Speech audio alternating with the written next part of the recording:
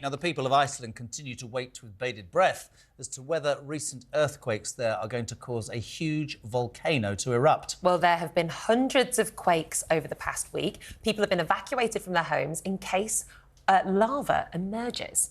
So, naturally, we sent our correspondent, Nick Ellerby, who's at the motorway checkpoint between Reykjavik and Grindavik in southwest Iceland. And, Nick, you arrived yesterday. What are your first impressions? It's cold.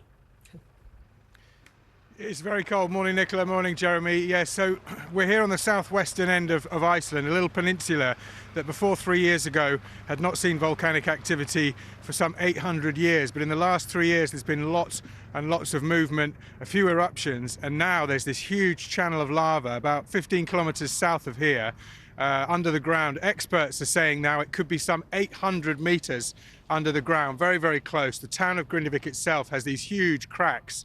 And what you can see behind me, this is a kind of motorway checkpoint. The search and rescue teams are here. The police are here as well. And just now you've got some lorries going in, because just south of here, you've got not only the tourist hotspot of the Blue Lagoon, these big natural springs, which are now closed until the end of November because they're worried that people don't know where the lava is going to come up.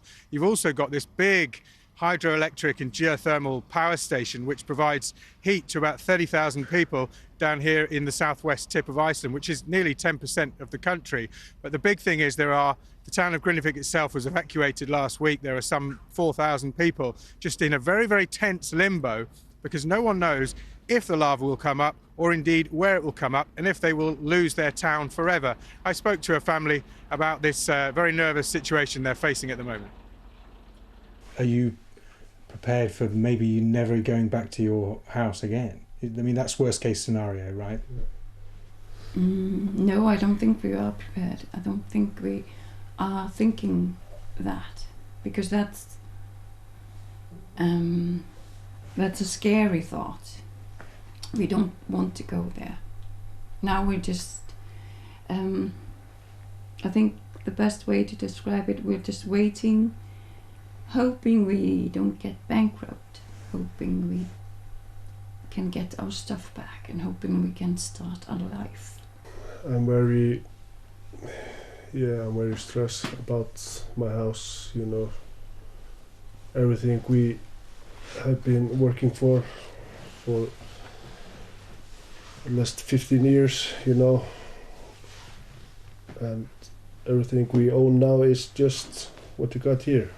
The clothes, nothing else, you know. It's so unreal.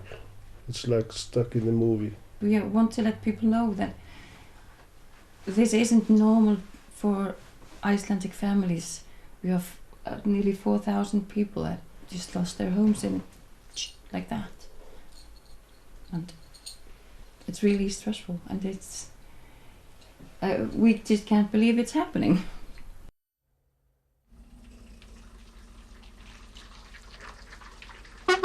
So as Berglund says in the clip there, this isn't normal for Icelandic families. This is a volcanic island.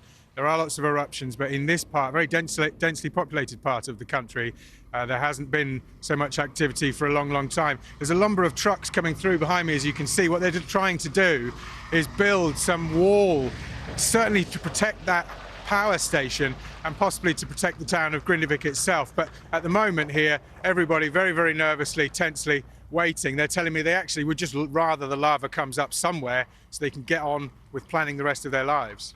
It's really interesting, mate, and thank you for heading out there for talk. You looked at that family and you understand, you know, we report it, we thought, oh, there'll be an ash cloud, oh, there's going to be a volcano. He said it, didn't he? 15 years they've spent building their house and building a life, sat there waiting for the inevitable. And I guess that sense of not knowing is probably the most difficult and most overpowering emotion for all the people and the residents of that town, right? Yes, exactly. I mean, like I said, they're just in a limbo. The family I spoke to that you saw on the clip there, they told me that they're basically at the moment living a kind of horror movie, and it's the same terrible scene every day. And you could tell that they were really, really stressed out about it all. And, you know, they've got one good bit of news, though, is they are allowed, that family are allowed back in for 5 minutes today. So they were not there when the town was evacuated last week. they did get in for 5 minutes to pick up some possessions, but there's a few things and some family heirlooms they do want to grab. And today at 10 a.m. they're going to get another 5 minutes. As long as there's nothing too much going on beneath the surface, they're going to be able to get in and pick up something from Berglin's mother made actually a baptism gown that all her grandchildren have been baptized in. She actually died in August, the mother told me, so it's really, really precious, and hopefully she's going to get in there and get that. So, you know, worst case scenario here is that the town is lost forever. Best case scenario is that the magma doesn't ever come up over the surface and people are allowed back in. But in terms of the destruction in the town and the pipes and the hot water and everything else underneath the surface, it's going to be probably 2 years before anyone can actually live there again. Nick, fantastic. I know you're there throughout the day for TalkTV. Our correspondent, Nick Ellerby, live in Iceland, that volcano. And that's the reality, isn't it? As I said, there's all these reports. Oh, a volcano. There's a family that could potentially lose absolutely everything. Keep it on Talk. We'll keep you updated on that story throughout the day.